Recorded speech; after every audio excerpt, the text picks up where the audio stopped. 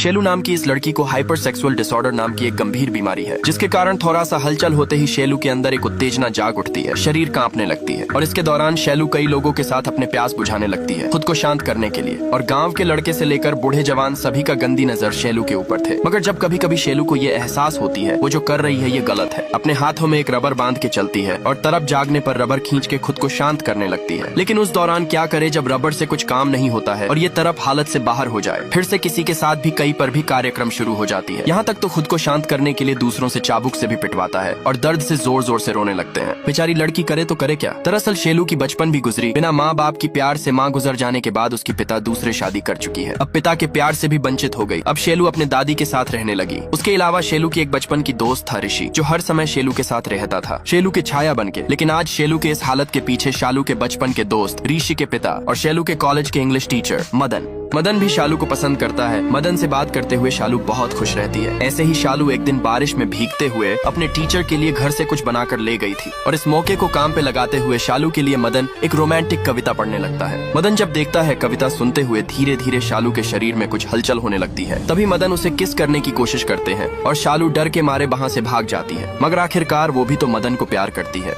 इसलिए वह वापस से लौट कर आती है मदन के पास और प्यार से मदन को हक करने लगती है। मदन उसे बाहों में लिपट कर बेड पर लिटा के एक दूसरे से प्यार करने लगता है। मगर अचानक एक दिन शालू को पता चलती है कि मदन ये कॉलेज छोड़कर चला गया। लेकिन शालू को ये विश्वास नहीं हुआ। शालू को यकीन था कभी ना कभी मदन लौटकर जरूर आएगा। फाइनली कुछ महीने बाद मदन वापस आता है, लेकिन शादी करके अपने बीवी के साथ। ये देखकर बेचारी शालू की दिल ही टूट जाती है और फुट फुट कर रोने लगती है करके शालू को धोखा दिया है। ये देख शालू की आंखों में आंसू आ गया। ऊपर से मदन शालू को आकर कहता है, तुम बस मेरी एक किताब की पन्नी थी, लेख खत्म हो गया, पन्नी फाड़ दिया तो तुम समझ ही गई हो मैं क्या कहा। बेचारी शालू का दिल टूट गई, क्योंकि शालू उसे सचमुच प्यार किया था। रोते हुए शालू जब घर पर आती है, इधर वो देखती है नींद में उसकी दादी गुजर चुकी है। अब शालू पूरी तरह से टूट चुकी है, क्योंकि अब उसकी अपनापन कहने के लिए कोई नहीं रहा। अब शालू की ये अकेलापन उसे अंदर ही अंदर खा ही जा रही थी और इधर वह मदन का चेहरा भी दिमाग से निकल ही नहीं पा रही थी। एक दिन जब वह अकेली खेत पर बैठी हुई थी, तभी एक गाँव का लड़का वहाँ आता है। शालू को लगा ये उसका प्यार मदन है, इसलिए वह उसे नजदीक बुलाकर बाहें फैलाते हुए उसे प्यार करने लगती है। पर थोड़ी ही देर बाद उसे पता चल जाती है ये मदन नहीं है। लेकिन तब तक बहुत देर हो चुकी थी और इसके बाद से ही शालू हर दिन किसी न किसी आदमी के साथ संबंध बनाने लगती है, प्यार की प्यास बुझाने के लिए। मगर इसमें शालू की कोई गलती नहीं थी, क्योंकि शालू को हाइपर सेक्सुअल डिसऑर्डर नाम की एक गंभीर बीमारी है, जो उसके अकेलापन से हुआ था। अब बेचारी लड़की करे तो करे क्या। बिना माँ बाप की पली बढ़ी लड़की शालू वैसे ही जिंदगी से हार चुकी है। अपना बोलने के लिए इस दुनिया में लड़की का कोई नहीं रहा। ऊपर से अपने प्यार में धोखा मिलने के बाद गाँव के बूढ़े जवान सभी का गंदी नजर शालू के ऊपर थी। गाँव के हर एक आदमी शालू को जैसे चाहे वैसे इस्तेमाल करने लगती है। प्यार की कमी एहसास होने पर ऐसे ही शालू हर रोज अलग अलग आदमियों के साथ इंटीमेट होती है। वह अपने प्यार मदन का चेहरा अपने दिमाग से भूल ही नहीं पा रही थी, परंतु कभी कभी उसे